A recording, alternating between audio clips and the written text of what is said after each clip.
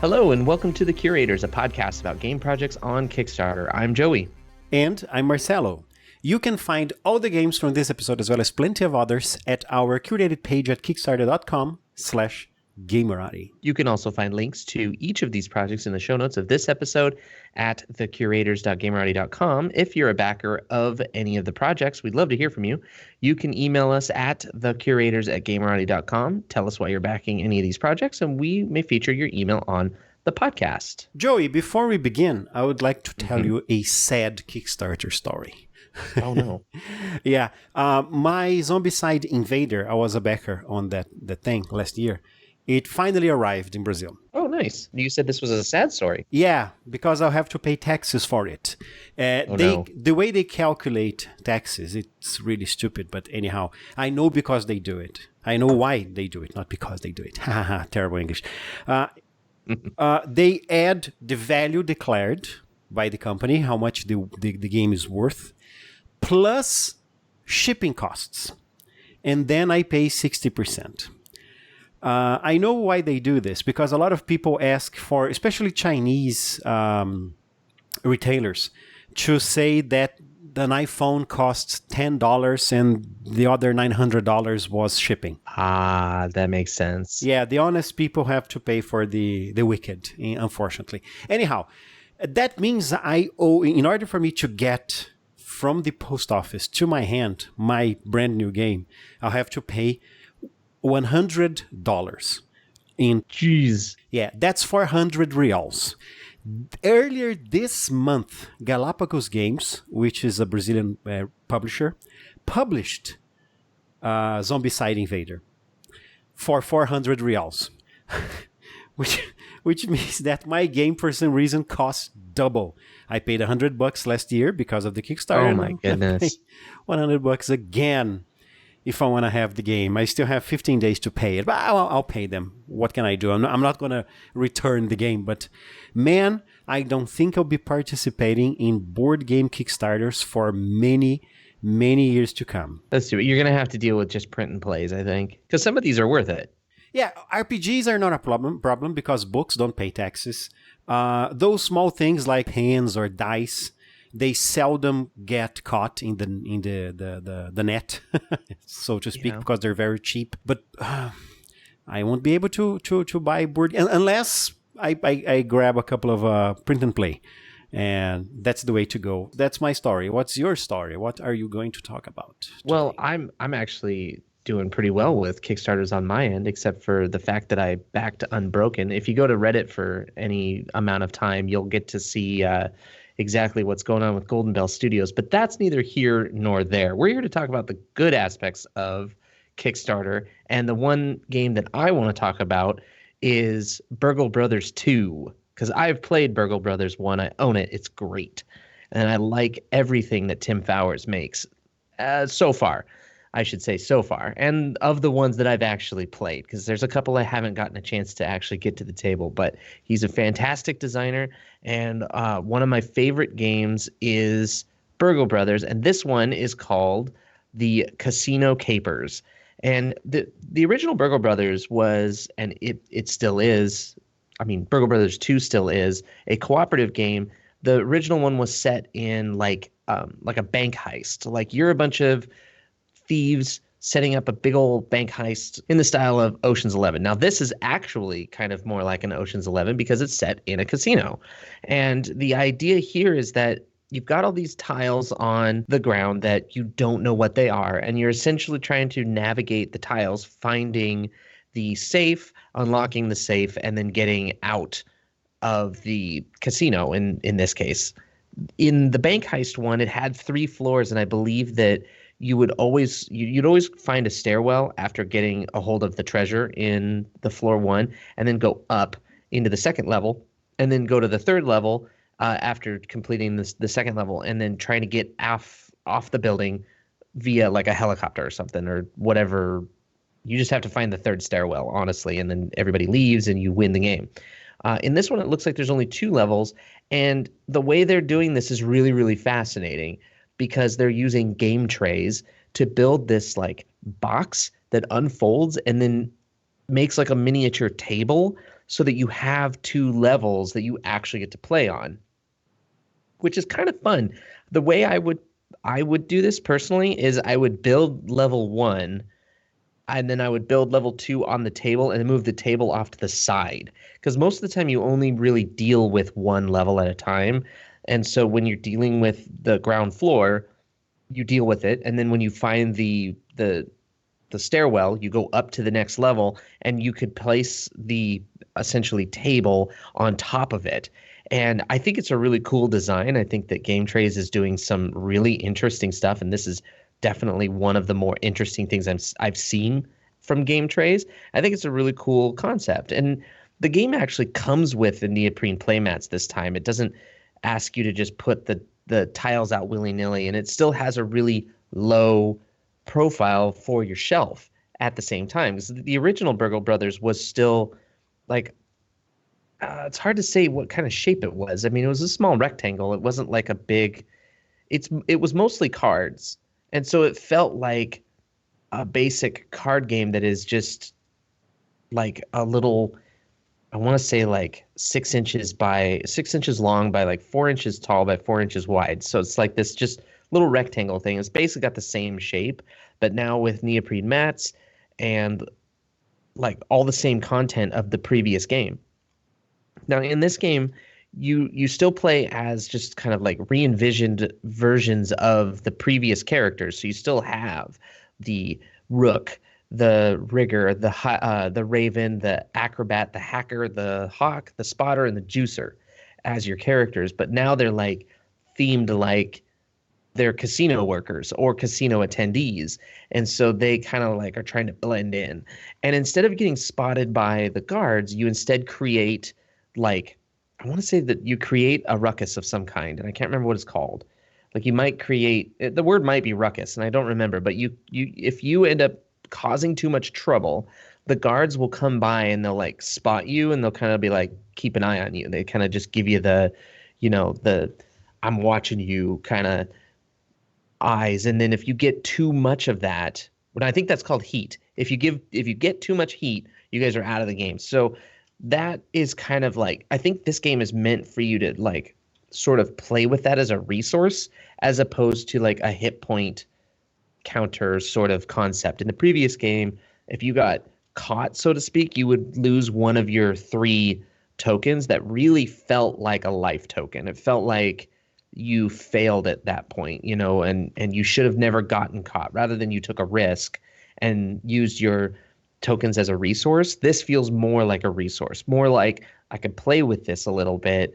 And as long as we don't get that 6th heat, we haven't lost. And, a win is a win is a win. So as long as we get out with it, with, only taking heat once, or if we, took heat 3 or 4 times, we still won. It's not the end of the world. Whereas I think in the previous game, it felt a little bit more like you didn't do it perfectly, so you didn't do it right. This game is a little bit more like chancy, and it feels like you're doing plans on the fly a lot more. And I think that the game has the potential to be a really great sequel that completely destroys its predecessor, that, you'll only ever want to play this one because it has, absolutely transcended the original. And so I highly recommend it. Currently, they're at like, what is that, 1,000%? They're at 259,000 of 25,000 that they've asked for. So they're clearly funded. Tim Fowers knows what he's doing. This is his 9th project, so he knows what's up. And this game for $50 will get you everything, and you're good to go. And it's a fantastic looking game and a fantastic game. So this time I resisted the urge to talk about a dice set collection again. The listener, or whoever is watching this on YouTube, take a look at kickstarter.com/gamerati. There's another set of dice there that I recommend a lot. Today I'm talking about Shovel Knight Dungeon Duels. Have you ever played Shovel Knight, Joey, on your phone or console? I haven't, actually. What type of a game is it? As I generally really love pixel art games, and I haven't actually played this one. It's an old school side-scrolling. Or side-scroller. Like a platformer or like a Metroidvania? It's midway between both. It has elements of both. There's a little platform, but it's mostly left to right hitting stuff with their shovel. And it's for 1 to 4 players, and it's amazingly fun with 4 people because the screen gets very confusing very quickly.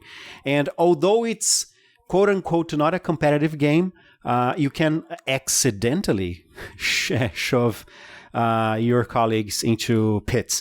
And that has been translated into the board game. I'm always curious about how companies translate video games into board games. I think translating movies is easy. Translating comic books are easy. Books are goddamn easy. A lot of fantasy already has a whole world described for you. But video games, I don't always see good translations. This one seems very, very good. It's from Panda Cult Games. It's 15 days to go. They needed $70,000. They are almost 78,000 with 1,200 backers.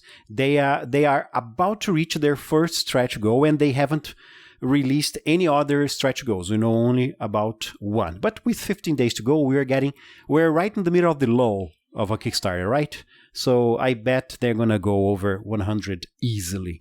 Anyhow, in Shovel Knight Dungeon Duels, the board game, it's 1 to 4 players will be shoveling out justice on the screen against a lot of types of enemies. Like there are monsters, there are undead, there are evil wizards, and as you walk through the mat, you collect treasures by defeating the enemies, and of course, by digging at stuff in the terrain. You have a shovel, after all. Some of the treasure is straight up like gold coins that you have to use at the end to see if you win the game. And but some are powerful relics or equipment that you can use throughout the game, like to give your character a boost. There are traps and other dangers in the terrain, and if you die, it's just like in the video game. You lose half of your treasure, like bling, bling, bling, bling, and they disappear, and you start again at the beginning of the screen. In this case, at the beginning of the tile, of the leftmost tile. It's been years and years since we've seen those kinds of games, right? It's not popular anymore to have people leave the game and go do something else while other people play. The enemies, they're controlled by a pretty straightforward AI system. Not dissimilar from the AI system used on those D&D adventure board games like Castle Ravenloft, Wrath of Ashardalon, etc.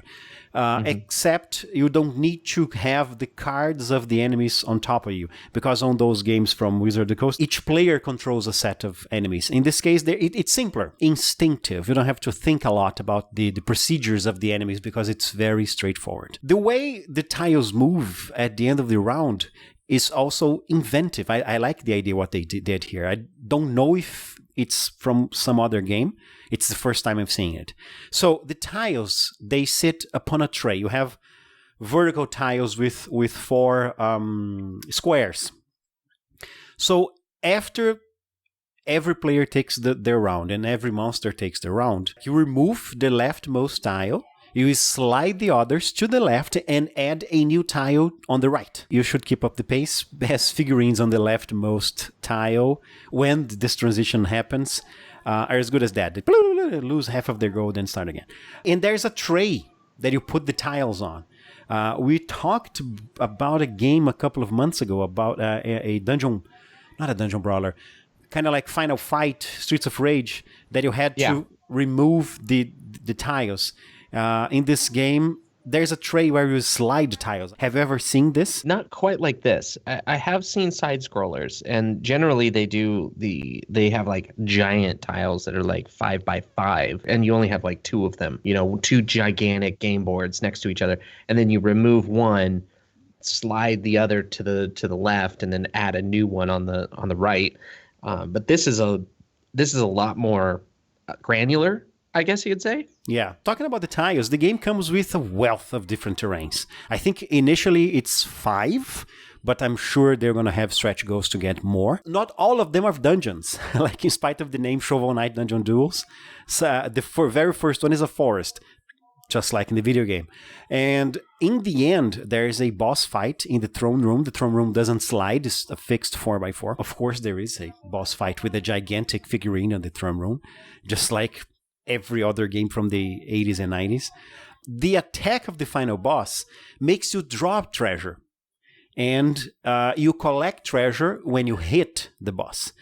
So I wouldn't say this is a cooperative game, because although you can't hit another knight during the dungeon crawl itself, you can, as I said, accidentally shove one of your friends down a pit, and it releases half of their gold. When the final boss is defeated, a winner is chosen. You just have to see who has the most gold at the end. Remembering that you can lose a lot of gold by being hit by the boss. So I would say that it's a mildly competitive game, but with a certain element of chivalry or chivalry. That jokes. And I liked the art a lot. The miniatures, there is a 3D special version, Kickstarter exclusive, with more detailed miniatures, although let me see here if it says they're made of resin. 2D Chivalry Pleasure. You receive 1 copy of Shovel Knight. 2D edition, as well as our stretch goals, $40. For $70, you get the 3D edition, which includes pre-assembled models, but it doesn't say if they're made of resin, plastic, etc. I think they're plastic. I think they are. If you look at the painted model showcase, it'll say, please note all the graphics and sculpts are prone to change. All models come unpainted, pre-assembled, and will be made of colored plastic. Oh, colored plastic. Okay, I didn't see that. I wish they had just like I think it's Mage Company from Greece that always have a very expensive Kickstarter edition in which you get pre-painted miniatures, but it's not to be this time. Anyhow, those are very simple miniatures. They're color-coded, so you won't mix up your characters, just like the very first Zombicide, in which one of the characters was only a slightly darker gray color, different from the zombies. We got him lost all the time in the mosh. This case, you can play with the blue knight, the green knight, the yellow knight, or the red knight. So it's easy to find your character. And it's simple, like the design is simple as the video game. So they're neat, cute, and simply designed miniatures, including I think the monsters are actually more like intricately sculpted. Anyhow, this is Shovel Knight Dungeon Duels from Panda Cult Games. 15 days to go. As of the recording of this episode, we're recording on the 22nd, and they are already over 1,200 backers. Oh, I didn't talk about the only stretch goal they revealed. $80,000 stretch goal, playable boss hero. So the game comes with 3 bosses at first: the Spectre Knight, the King Knight, and the Plague Knight. The stretch goal gives you the cards that allow you to play with them instead of the generic colored Shovel Knights. So I'm itching to back this game, but as I told you that story in the beginning, there's no way I'm paying double for this, especially if a company in Brazil like Galapagos or Devir or Estrela decide to bring this game here. Right. And that's it for another episode of the show. If you have any questions about the games we featured, or if you'd like us to consider a game on the podcast, feel free to email us at thecurators@gamerati.com, and we will answer you on the podcast. You can also reach Joey and myself on Twitter and Facebook at Gamerati. The show notes for this episode and all our episodes are at thecurators.gamerati.com. You can also find The Curators on Apple Podcasts, Google Podcasts, Stitcher, or Spotify. And don't forget to check out our curated page at kickstarter.com/Gamerati. We're also on YouTube at youtube.com/Gamerati.